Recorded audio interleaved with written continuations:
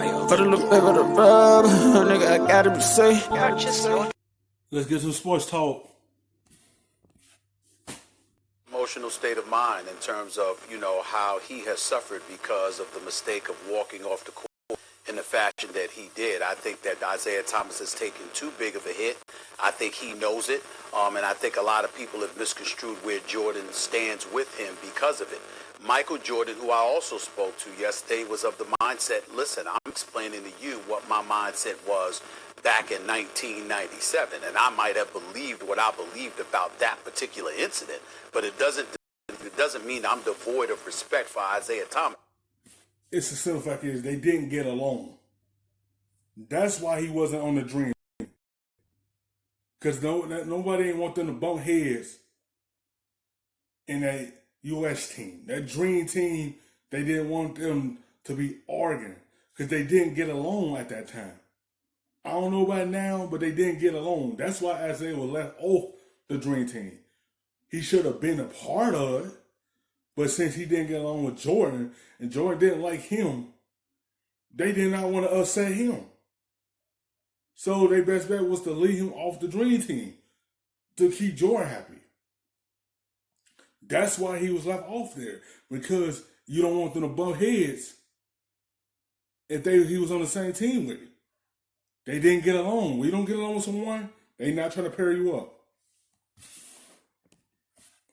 I believe that Isiah Thomas is the second greatest point guard in the history of basketball behind Irvin Magic Johnson. Those are the words of Michael Jordan to me personally. And so when you look at it from that perspective, I think that you take it for what it is, recognizing the two-time champion, the Hall of Famer, the all-time 50 greatest player that Isiah Thomas was. And then you got to respect the fact that he belongs on that level in a special room inside the Hall of Fame. Isiah Thomas is one of the rare individuals who belongs in that room. We all know that Michael Jordan belongs there. We have to applaud his honesty about what he was feeling back in 1997, 1998 when all of this went down. And we also have to point to, the hypocrisy that some of us have exercised. And Jalen, I can use your help here in this regard. Larry Bird did walk off the court for Boston Celtics when they were going up against the Detroit Pistons. Nobody said anything about that.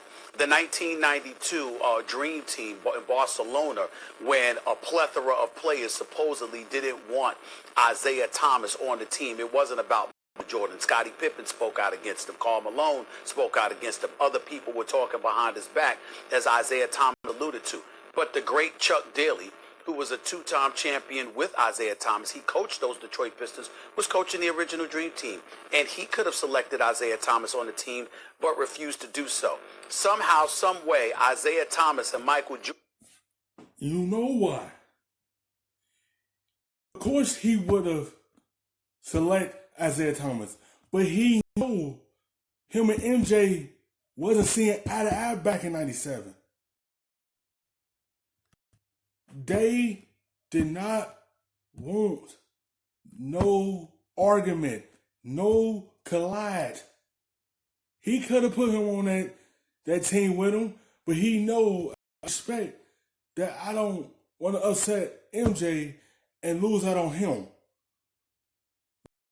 These two ain't see eye to eye. He didn't want no distance going on between them two, because if you on the court and he's open and he don't pass him the basketball and he try to go into triple coverage, it's a lot that go into the chemistry of players before they get on that court and play them teams, even though they was better than the teams they were playing in the Olympics. It's just simple fact is they did not want to see no bickering going on between the two. So that's why he left him off of there, to keep that from going on.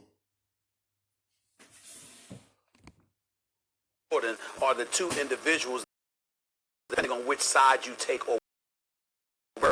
The late Billy, God rest his soul, get off without being sullied in any way. Somebody needs to answer that question for me because I don't understand that. Yeah, so Jalen, let me come to you with a very direct question, because it's one thing to have walked off the floor without shaking hands. Why do you think Isiah Thomas, whose resume clearly was worthy of being on that list with other players who might not have been in their absolute prime anymore, but had the stature to be there, why do you think he wasn't on the 92 Dream Team? Well, if you think about it, he went against everything that's beloved in the history of the NBA, in legends. In 92, man, it's as simple as it is. That was that era of the bad boys. That was smack the court. You come in the paint, elbows, hand slaps, chesting into you. That's why they didn't get along, because how Detroit approached the game and played against them. Jordan go into there, he get an elbow. He might get a back slap as soon as he go in the paint. They might clothesline him while he going in the paint. And Isiah did the same thing to him, and that caused them to be beefing and left him off that Dream Team. And it led up to like 97 of them still not cool. Then as they got older, it might have changed. But back then, they were just head-on collision.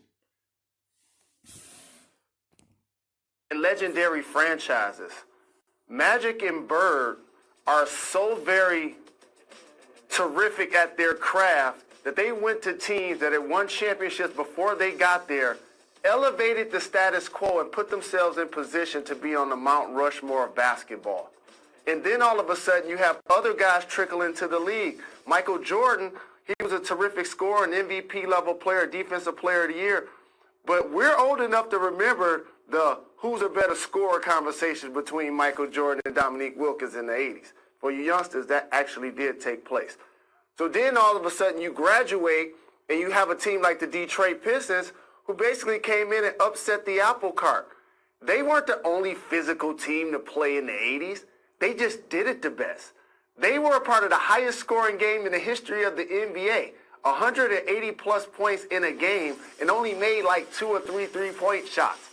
Detroit Pistons were the original team playing 3 guards with Isiah, Joe Dumars, and the microwave Vinnie Johnson. A 5 that could shoot jumpers like Bill Laimbeer to open up the floor. They were innovative offensively too. They just were better at being physical than other teams. So now all of a sudden, when that becomes your trademark and you use that to win championships and the physicality.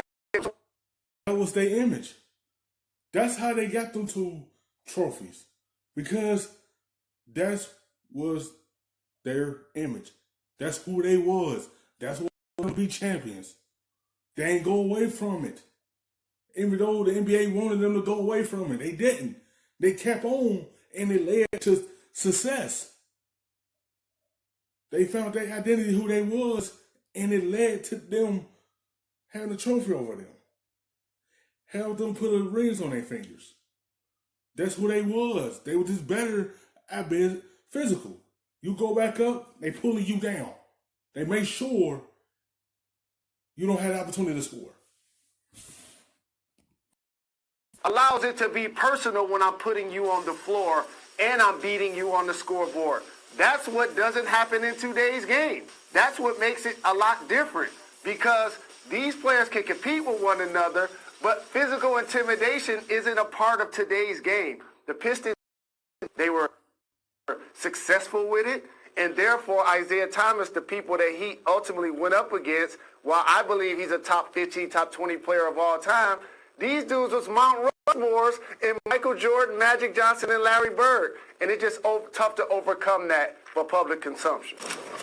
Chuck Daly wasn't perceived as being a Hall of Fame coach until he started coaching Isiah Thomas. Let's be real about that reality. Number two, I had a couple of people call me yesterday to try to remind me that there were a plethora of things that Isiah Thomas may have done in his career that contributed to, him being excoriated at times, at least behind his back, by the people who were electing to do so. And my response to them was, I don't want to hear that garbage.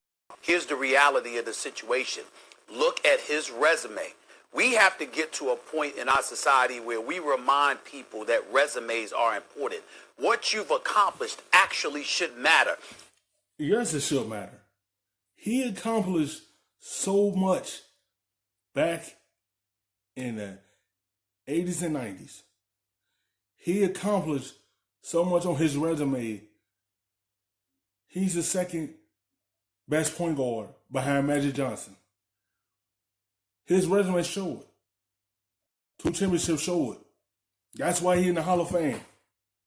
He would have been in the Hall of Fame regardless without the rings. But since he won the rings, it put him over the top Hall of Famer automatically.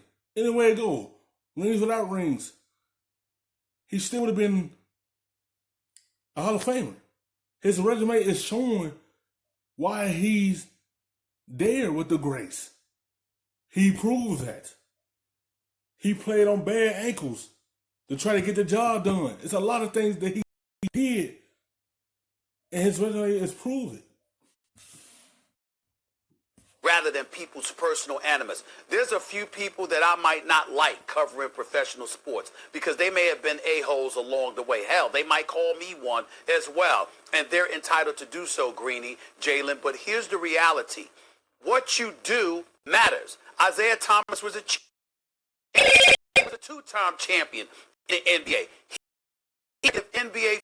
He was on the verge of three-peating when him and Magic Johnson and those guys were pursuing that. They went to 5 straight conference finals. He's universally recognized as one of the greatest point guards and arguably the greatest small guard of basketball. The Allen Iversons, the Tiny Archibalds, people like that. You mentioned Isiah. Yeah, he could have had one. Like I said, if it weren't for that injury in that game against the Lakers, the Pistons was going to win a championship.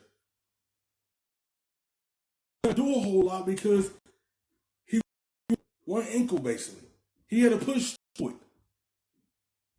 He got hurt in that game, and that's unfortunately stopped him from winning that championship against them because he got hurt in that game. Thomas first. John Stockton, as great as he was, wasn't even on Isiah Thomas's level, but he was picked to the dream team.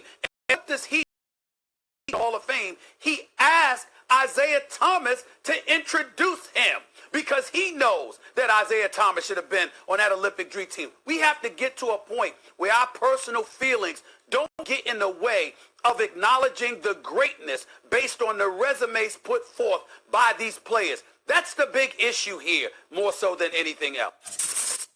Thanks for watching ESPN.